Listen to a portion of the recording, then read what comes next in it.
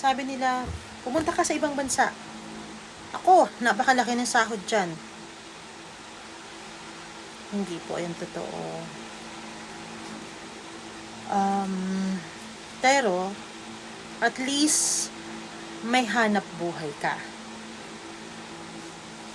Pero kung hindi ka marunong maglinis, hindi ka marunong magpakumbaba, mataas ang tingin mo sa sarili mo, dahil nakatapos ka ng pag-aaral,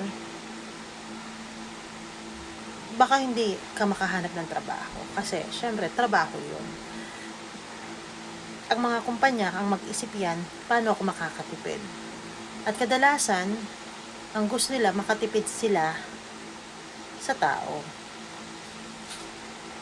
So, kung iniisip ninyo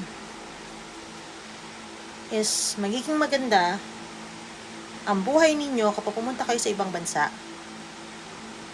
hindi po lahat nagiging maayos ang buhay. Pero marami ang nagkikipagsapalaran dahil mas kahit papaano may hanap buhay sila. Pero kung nakatapos ka ng pag-aaral at kahit papaano ay may edukasyon ka, aangat ka sa buhay.